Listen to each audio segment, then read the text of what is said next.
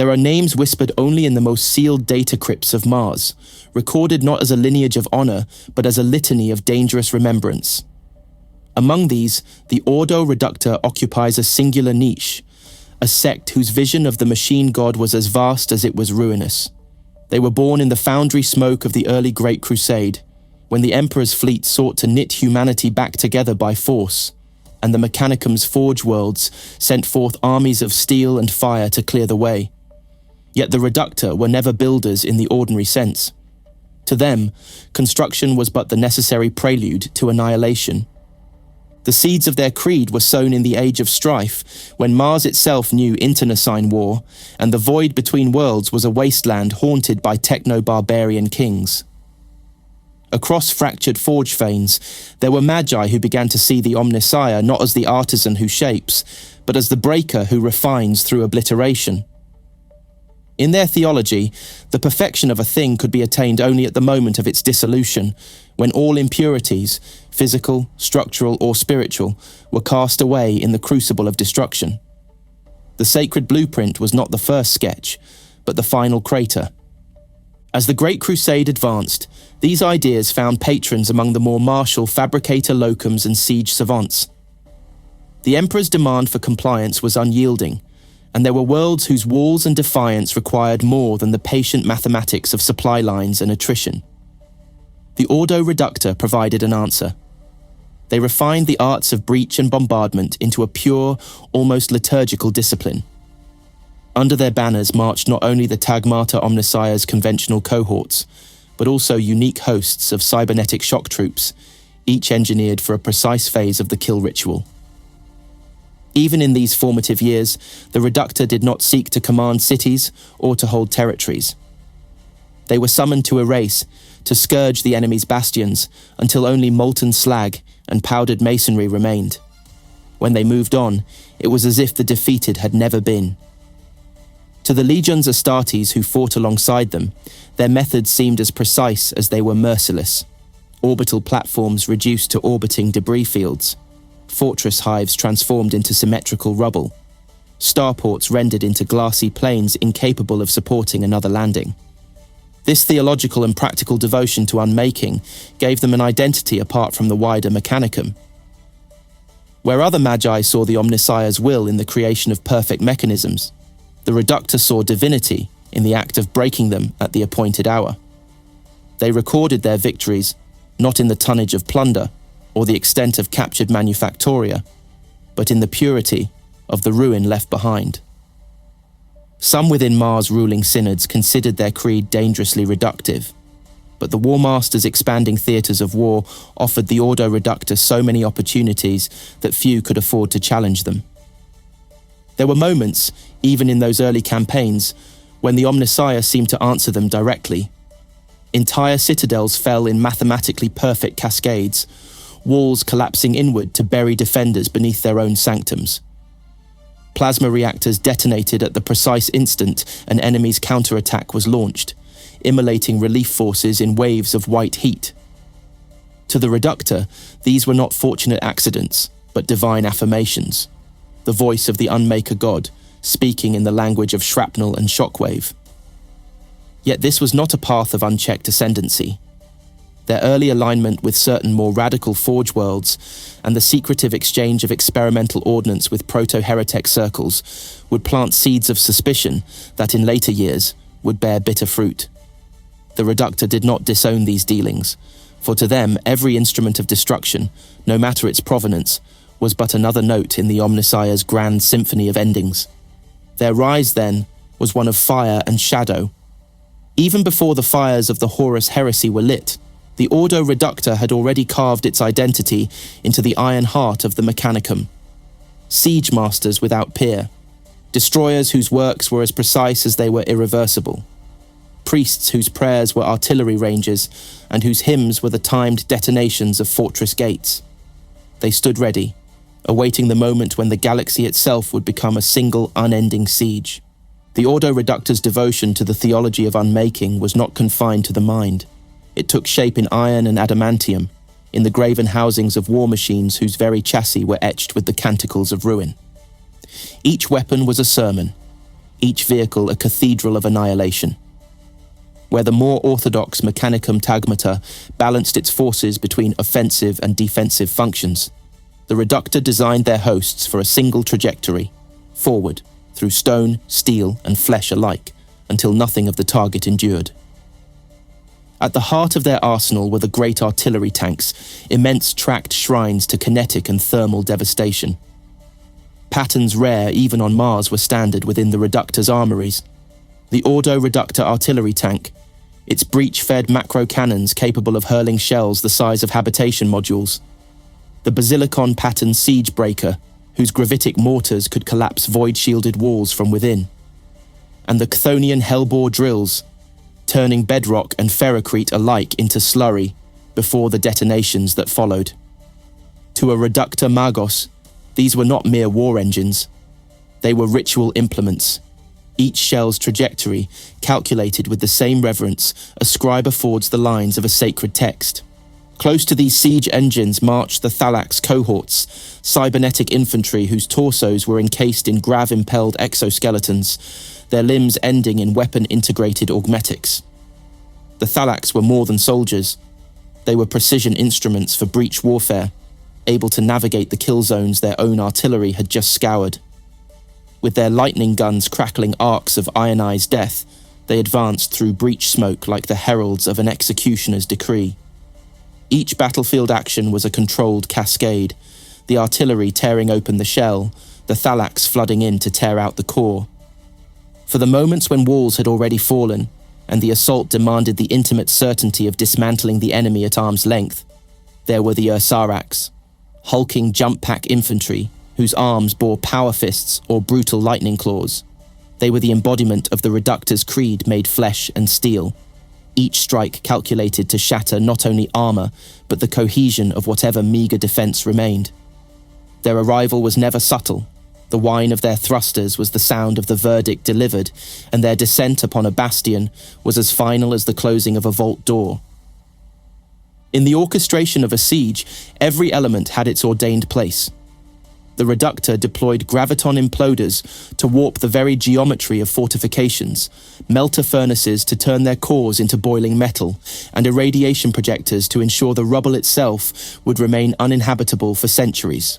They favored the systematic collapse of an enemy's will long before the killing blow, using targeted bombardments to sever water supplies, collapse ammunition vaults, and immolate any hope of relief forces establishing a foothold. The siege was as much a sacrament of inevitability as it was a campaign of arms. Their war covenants reflected this deliberate methodology. A Reductor covenant was a self-contained liturgical order of destruction, commanded by a Magos Reductor whose mind was equal parts ballistic cogitator and theologian of entropy. Surrounding them were disciples of the Forge, engine seers, and artillery augurs who tended the great siege engines as a choir tends its organs. In the Reductor's lexicon, a misaligned targeting array was a blasphemy, an unprimed shell an affront to the Omnissiah. Calibration rituals could last for days, not from inefficiency, but because precision was the highest devotion. Even their means of transportation were selected for the demands of siege warfare. Heavy landers with reinforced keels ferried their engines into war zones regardless of weather or orbital defense. Skitari detachments of the Reductor cult were armed not for protracted range duels, but to guard the sacred artillery, intercepting counter-assaults long enough for the next volley to speak the Omnissiah's will. It was in these instruments and in the disciplined hands that wielded them that the Reductor's personality was most visible. They rejected the notion of the indiscriminate barrage. Every strike was to be intentional, every target selected in a chain of consequence leading to total collapse. A fortress might stand for days under their bombardment, yet it was never because the Reductor could not break it. It was because the appointed hour of its ending had not yet come. When it did, the fall was complete, the ruin absolute, and the record entered into the Reductor's archives as a hymn fulfilled. In time, this mastery would bring them to the attention of warlords and war masters alike. To summon the Ordo Reductor was to declare that negotiation was ended, that the hour for the hammer had come. Yet in those same years, as their reputation grew, so too did the unease among certain forge worlds and legions who fought beside them. To some, The Reductor's restraint in preservation was not a flaw, but an absence altogether. They left no citadel standing, no manufactorum recoverable, no possibility of a garrison for the victors. Victory with the Ordo Reductor was total, and in its totality, it was sterile. Their storm engines were the breath of the Unmaker God, their iron hosts the limbs through which it touched the worlds. And as the galaxy moved toward civil war, these engines would roar in sieges whose names still echo through the chronicles of Mars. When the galaxy convulsed in the fires of the Horus Heresy, the Ordo Reductor stood at the very fulcrum of the Mechanicum's division. The schism was not a slow bleed, but a tearing wound, fabricator turning upon fabricator, forge spire against forge spire. Mars became both a reliquary of ancient pacts and a charnel ground of broken alliances. In that moment, the Reductor Creed found its fullest expression, for the war was not one of skirmishes or raids, but of sieges that swallowed continents. Their allegiance in those early days was never a matter of idle debate. Many Reductor Magi saw the War Master's rebellion as a crucible in which the Imperium's weaknesses would be purged, its false edifices razed, and a new order forged upon the ruins. Others, particularly those whose forge fanes had long been entwined with loyalist legions, remained bound to the Emperor's cause. The Ordo Reductor fractured, not into idle schismatics, but into war covenants each armed with the full liturgy of their siegecraft, turning their holy engines upon one another with the same reverence they had once reserved for alien citadels. It was upon Paramar that their steel theology was displayed without disguise. Loyalist Reductor forces fought to hold orbital dockyards from the traitor Tagmata, knowing that the loss of those stations would open the sector to invasion. For weeks, void and ground alike shook with the measured hammer of their bombardments, each strike calculated to deny the enemy advance while preserving critical infrastructure. In the end, the Loyalists succeeded only in delaying the inevitable, but the precision with which they collapsed approach causeways and slagged assault landers ensured the traitors paid dearly for every meter. Far darker was the siege of Kalth. Here, traitor-aligned Reductor war covenants fought alongside the word-bearers, turning their artillery not only against the fortresses of the Ultramarines, but against the very surface of the planet. Magos Reductor. Hieronyma, remembered in the Reductor's own archives as she who counts the breaths of cities, oversaw a planetary bombardment whose objective was nothing less than ecological erasure. Graviton imploders shattered tectonic seams, and deep-burrowing macro shells ignited underground munitions caches in chain detonations that boiled lakes and burned forests to ash. To Hieronyma, the war was not over until the geography itself bore witness to the Unmaker's will. On Mars, the Mechanicum civil war became a siege without perimeter. Forge fanes that had stood for millennia were encircled by Reductor engines, their sacred wards pounded to dust. Traitor and loyalist alike employed the same methods: cybernetic shock assaults following calculated artillery breaches, void ships deploying seismic penetrators into the bedrock beneath enemy forges, reactors overloading in deliberate synchrony with ground assaults. The void above was choked with orbital bombardment debris, each fragment a drifting votive to the scale of the slaughter. The Horus Heresy also witnessed the Reductor's mastery in the rapid dismantling of enemy voidholds. The Battle of Cyclothraith remains etched in the data vaults as a demonstration of their capacity for simultaneous multi-vector sieges. Cyclothraith's orbiting dockyards were reduced to clouds of smouldering wreckage, while, on the surface, Ursarak's shock troops descended into breach points torn by grav mortars, annihilating reactor nodes before retreating to let the secondary bombardment consume the ruins. Yet this age of unparalleled opportunity also carried the seeds of their long decline. The Reductor's unrelenting application of total destruction alienated even their allies. Legions that fought beside them often found themselves deprived of critical supply lines or inhabitable strongholds after the campaign ended. The Reductor made no distinction between alien architecture, enemy fortifications, or Imperial constructions seized from traitors. Once the target had been designated for unmaking, no plea or pragmatic argument could divert the appointed end. When the heresy ground toward its cataclysmic conclusion and the siege of Terra loomed, loyalist Reductor forces committed their engines to the defense of the Imperial Palace. There, their siegecraft was turned inside out, calculating counter-battery fire to silence traitor artillery, fortifying defensive walls with targeted counter-mining, and unleashing macro barrages against Titan legions attempting to breach the outer lines. It was perhaps the only campaign in which their ruinous gifts were fully reconciled with preservation. But even then, the shattered districts outside the palace bore testament to their refusal to yield their fundamental creed. When the War Master fell and the Loyalists claimed victory, the Ordo Reductor emerged bloodied, divided, and mistrusted. Those who had served the Emperor returned to find their forge fanes scarred and their influence curtailed. Those who had sided with Horus were hunted, their engines dismantled, their magi executed or driven into the cold fringes of the galaxy. In the void left behind, the Ordo Reductor's unity was gone. The galaxy that followed had little room for a sect that preached the sanctity of absolute ruin. Yet their name, and the memory of cities falling in symmetrical collapse, lingered like the echo of distant bombardment. In the dark centuries to come, that echo would return, fainter, yet never silent. The Great Scouring did not end with the banishment of the traitor legions to the eye. It was a purgation that raked through every bastion of the Mechanicus as well, and the Ordo Reductor found themselves standing in the path of that purge. For the traitor-aligned covenants, there was no mercy. Titan legions loyal to Terra reduced their forge fanes to molten pits, while loyalist Skitarii battalions combed the ruins for surviving magi to be executed or bound in cybernetic penitence. Entire Reductor war covenants disappeared into the radiation storms of uninhabitable worlds, taking their siege engines with them into exile. Even those who had fought beside the Emperor's forces emerged diminished.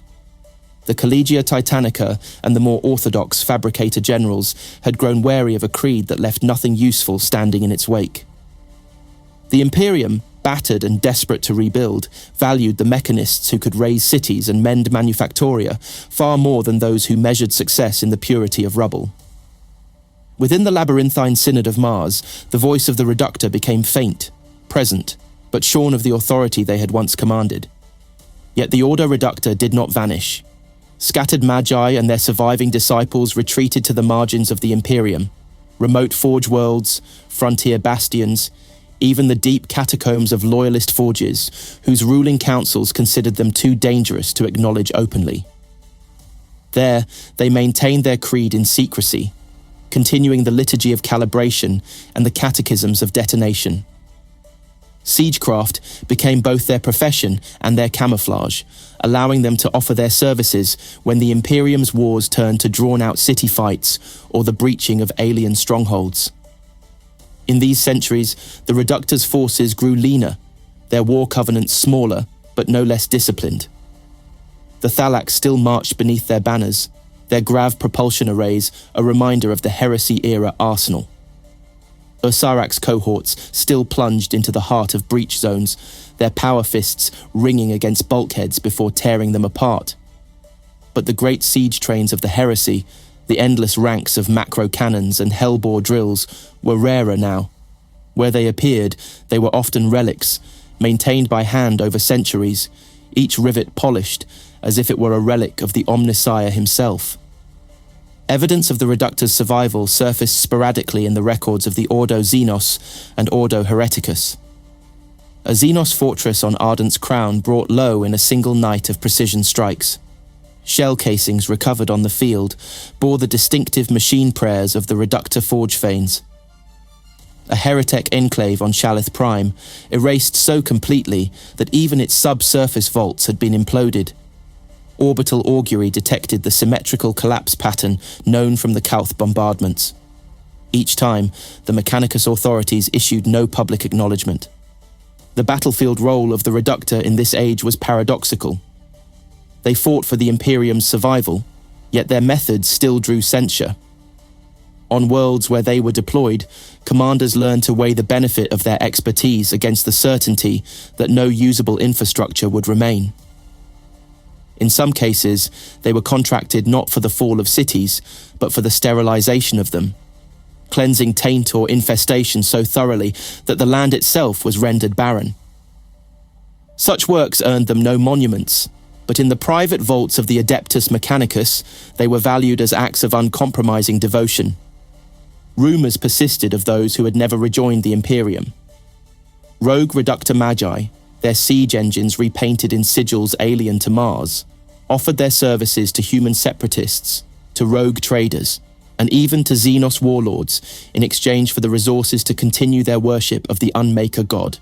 In these tales, Reductor artillery was turned upon Imperial bastions themselves, collapsing void-shielded cathedrals and grinding the reliquaries of saints into dust. The truth of such accounts is impossible to confirm, for the perpetrators rarely left survivors. By the dawn of the 41st millennium, the Ordo Reductor existed as a shadow sect, a presence felt more than seen, their name absent from formal rolls, their archives locked behind ciphered data vaults accessible only to Magi trusted with the darkest of Mars histories. But among siege savants and destroyer priests, their creed endured, carried in the whispered maxim, "Perfection is found at the moment of unmaking." And though the galaxy had changed, the Reductor remained ready. For in the grim calculus of the Unmaker God, there was always another wall to breach, another citadel to reduce, another world to return to dust. The faith of the Ordo Reductor was a thing apart, forged not in the gentle cadence of creation, but in the violent punctuation of collapse.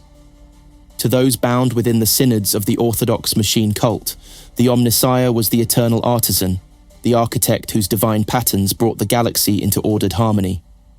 To the Reductor, this vision was incomplete. Creation was transient. Perfection lay not in the act of making, but in the appointed moment when the construct was reduced to its purest fragments. The Unmaker God, an aspect they believed to be the truest form of the Omnissiah, was the ultimate arbiter of all designs. The central tenet was simple to state yet vast in its implications. All things were built to be broken. A fortress might endure centuries, but its destiny was to meet the calibrated hammer that would return it to its constituent matter.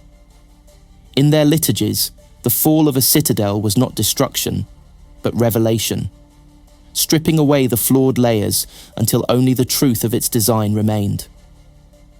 Each breach was a sacrament, each detonation a verse in the scripture of endings.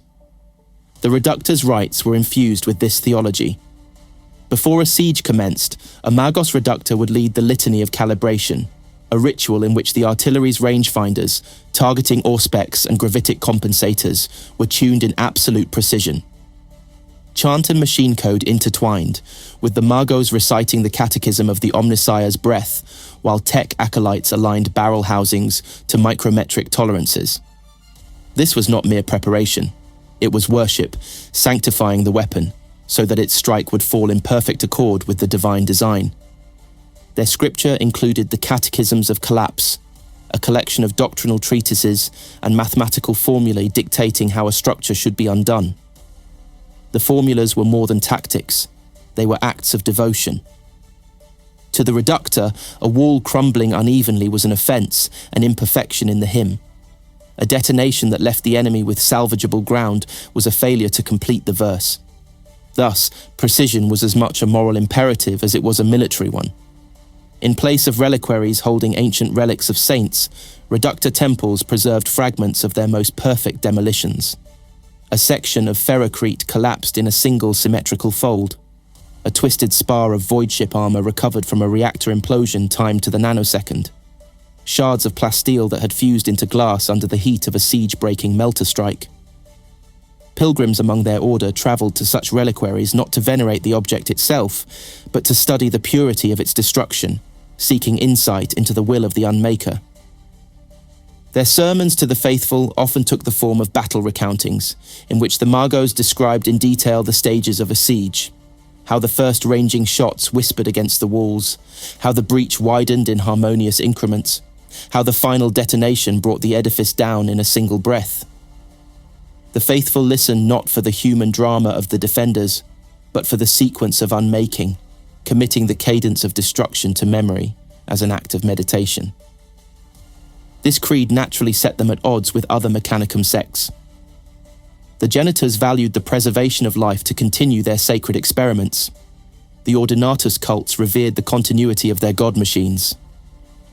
To the Reductor, such concerns were transient, for every living thing and every machine would one day meet the final calibration.